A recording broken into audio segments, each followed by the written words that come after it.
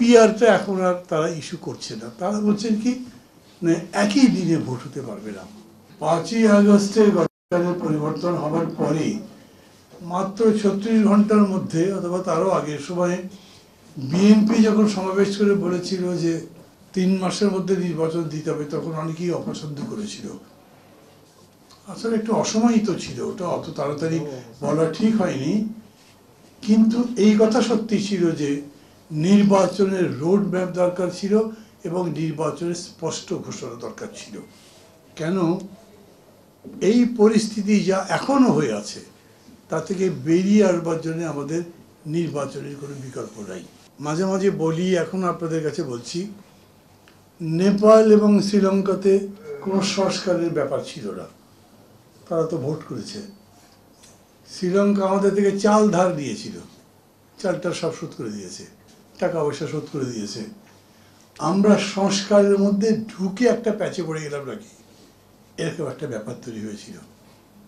তবে আমি এই জন্যে, অনেকের হয়তো পছন্দ নাও হতে পারে, কিন্তু আমি এই সরকারকে, সংস্কার কমিশনকে, তাদের তৈরি এবং পরে যার নাম দেওয়া হয়েছে ঐক্যবদ্ধ কমিশনকে, তাদেরকে ধন্যবাদ দিতে চাই। খুবই ধৈর্য ধরে এতদিন আলোচনা করতে করতে একটা জায়গায় তারা এটা নিয়ে আসছেন। আমরা সবাই বিলেই করেছি। মানে এরকম ছিল পরিস্থিতি, 2 জন নেতা ছিলেন, শেখ হাসিনা এবং খালেদা জিয়া, কেউ কাউকে দেখতে পারত না, একজন আরেকজনের চোখের দিকে তাকাতো না। সংসদের মধ্যে পাশাপাশি বসবার নিয়ম ছিল, পাশাপাশি বসবে না, 2 জন 2 করে চলে গেছে যদি একজন আরেকজনের দিকে চোখ পড়ে। সেই পরিস্থিতি থেকে বেরিয়ে আমরা এতগুলো দল মিলে এতদিন ধরে কথাবার্তা বললাম, কোনো ঝগড়াঝাটির খবর তো শোনা যায়নি। আমি কথাটা এই জন্য বলছি, আমাদের একটা ডেভেলপমেন্ট হয়েছে, অন্তর্নিহিতভাবে হয়েছে, এটা অনেকে আমরা বুঝতে পারছি না, অথবা এই মুহূর্তে ধরতে পারছি না।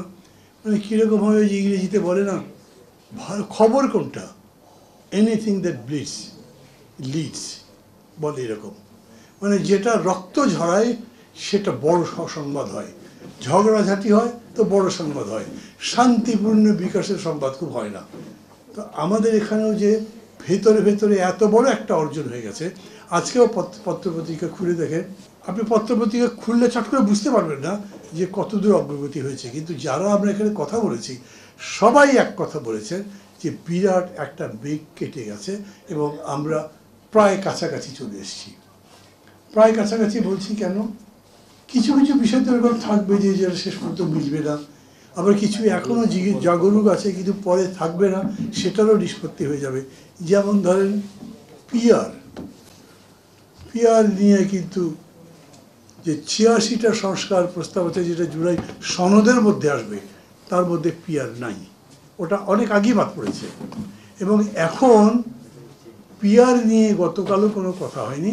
আলোচনার মধ্যে এটা বোঝা যেতে পারে যে পিআরটা এখন আর তারা ইস্যু করছে না। তারা বলছেন কি না, একই দিনে ভোট হতে পারবে না, আগে গণভোট হোক তারপরে ওই ভোট হোক। আমি মনে করি এটাও কোনো আটকাবে না এই জন্যে যে একদিনে হলে যে অসুবিধা নয়।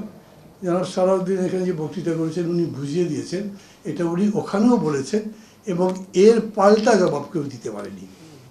সমস্যা একটা ব্যাপার আছে কি, যে আমরা যে গণভোটটা করব, আমাদের নিজেদের মধ্যে তো অনেকগুলো নোট অফ ডিসেন্ট আছে, একদম ভিন্ন মত।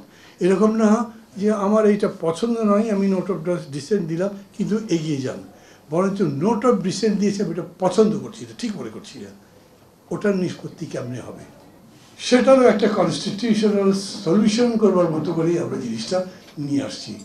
এই কারণেই আমরা বলছি যে এই নির্বাচনটা কিন্তু ধীরে ধীরে একটা গুণমান সম্পন্ন নির্বাচন হচ্ছে।